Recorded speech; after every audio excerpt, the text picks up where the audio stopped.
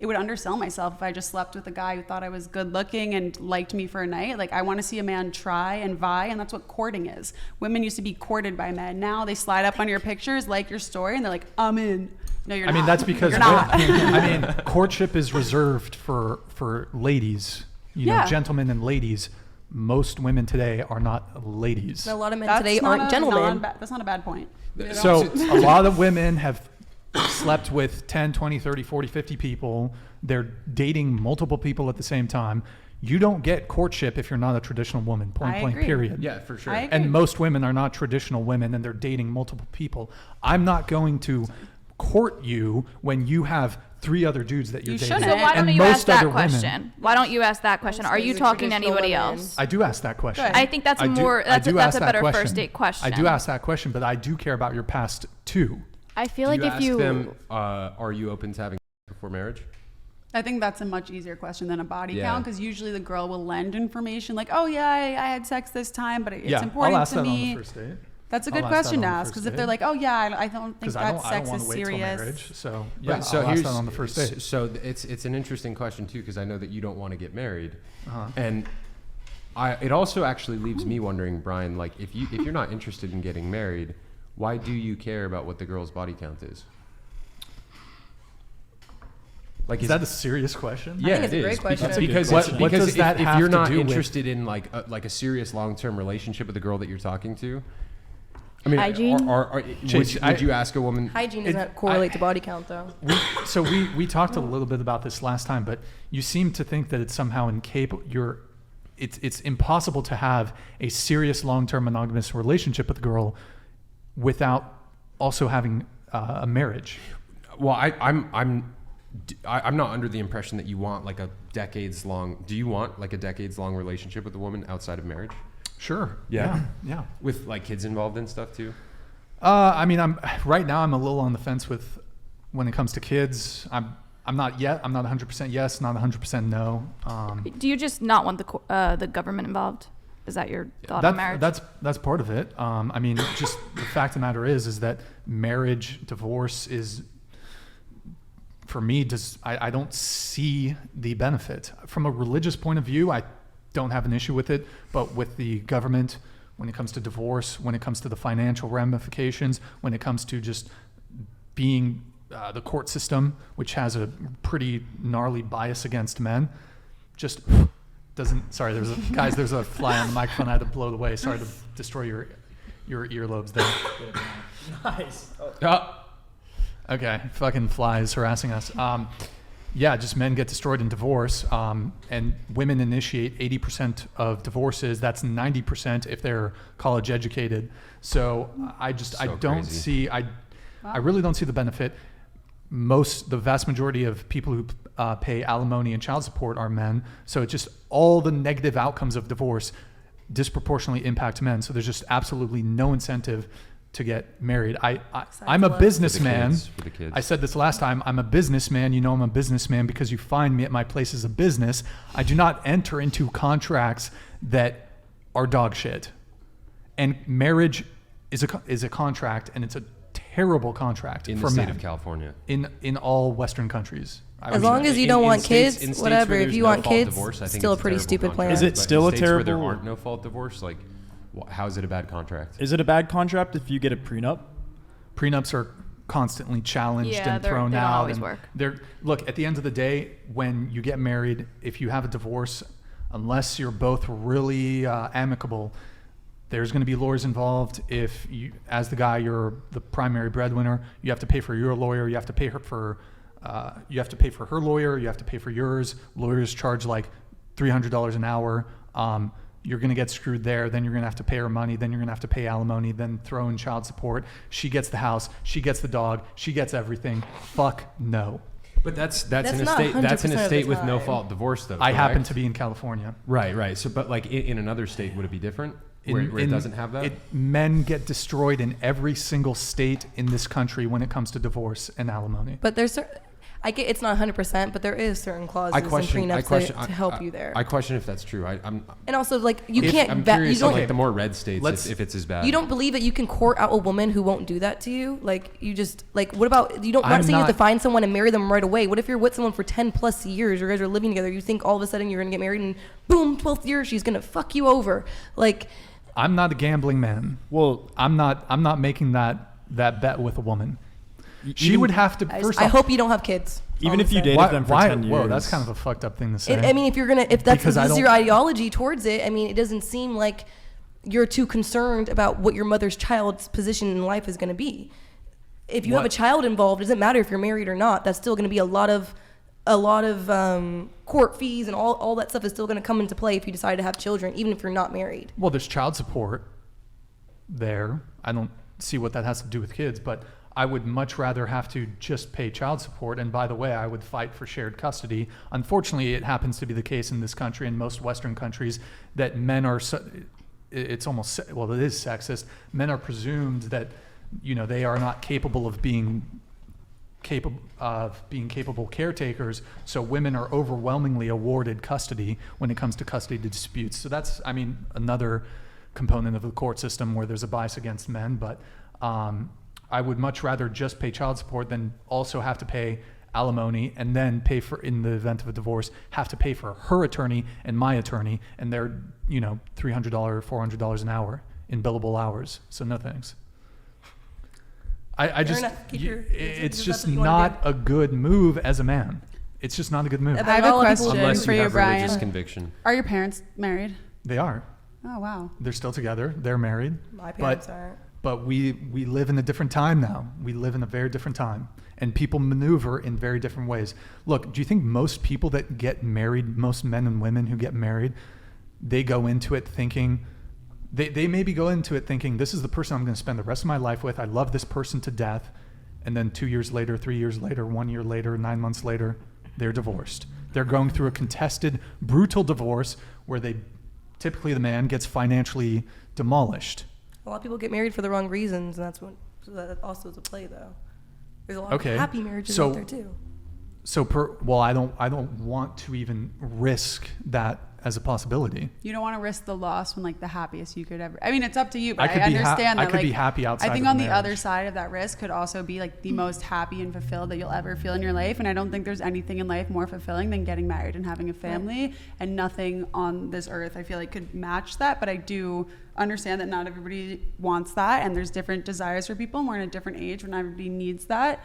But I do absolutely believe that is the highest level of fulfillment and achievement that a man and woman can accomplish. Sure, marriage is two people staying together under threat of lawsuit from the other, and it's usually the man. I don't believe it. I don't believe in kids one being flesh marriage, under God's eyes. Guys, marriage, I would counter that by saying marriage is two people coming together, making vows to one another that they take and not all people take these vows seriously.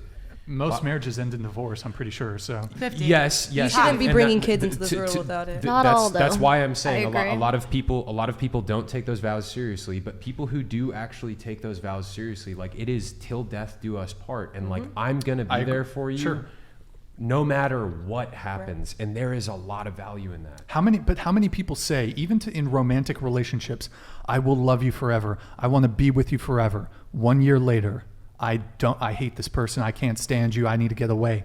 People say things, for example, you said a vow. How often are vows broken?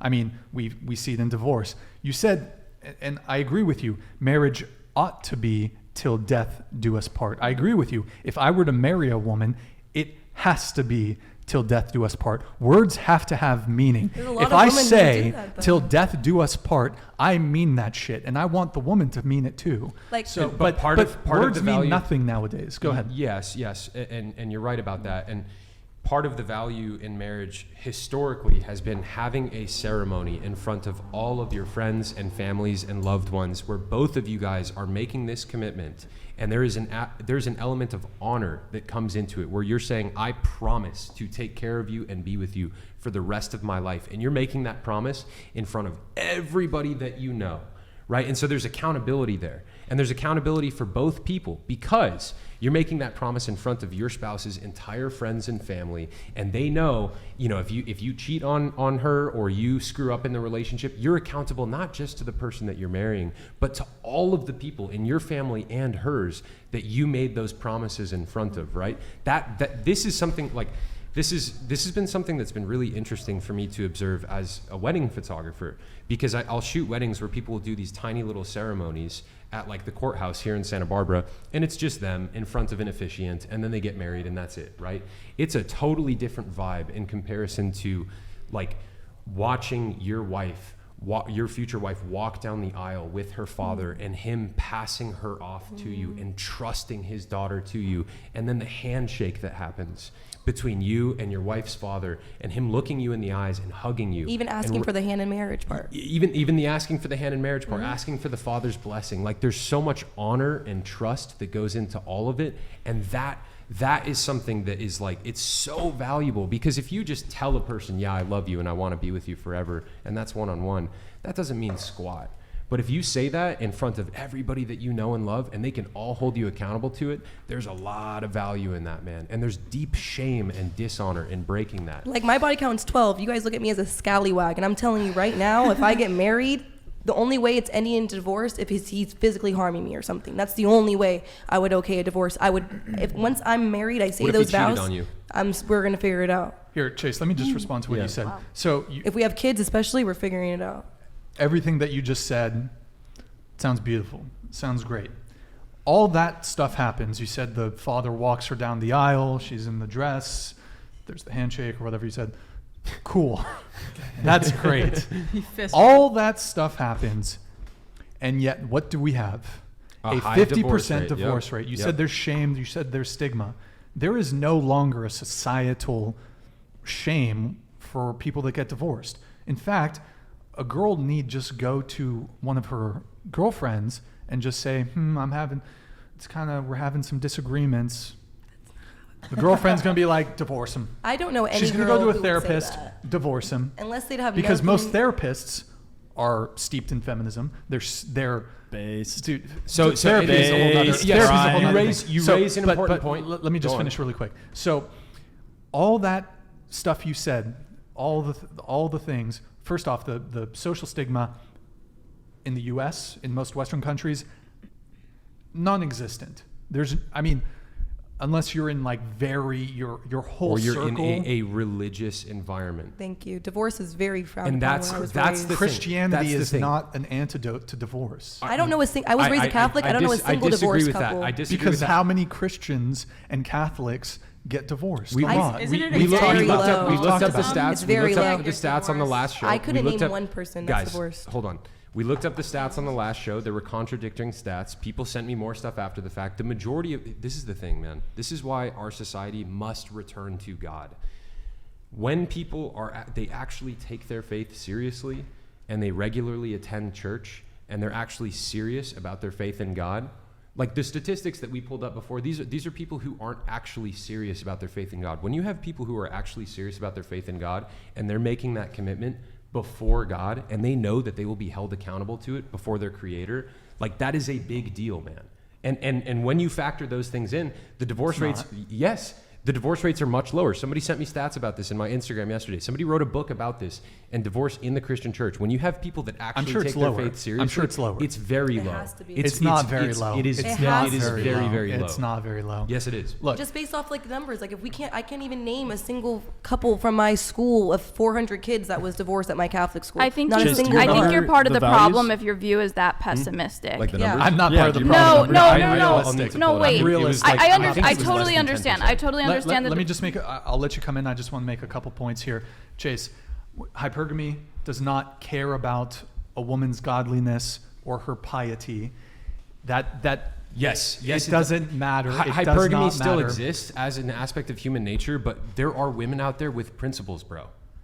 There are women out there with Sure, principles, but who actually women, I feel like women they in have the great U.S. principles right I there. guess what I want to eventually get to is that women are incentivized to basically there's such a major financial incentive for women to get divorced as soon as there's even a hint of unhappiness, and look, as a man, you should never sign a contract with someone who is rewarded for breaking it. No sane, informed man would or should sign that contract. As a businessman, it is one of the worst contracts you could possibly sign in your entire life. If you're marrying a I'd true still sign feminine woman, though, like if you're marrying a true feminine woman who's in touch with everything and motherhood, she would do everything in her possible being to make sure that she could keep her family together for her kids.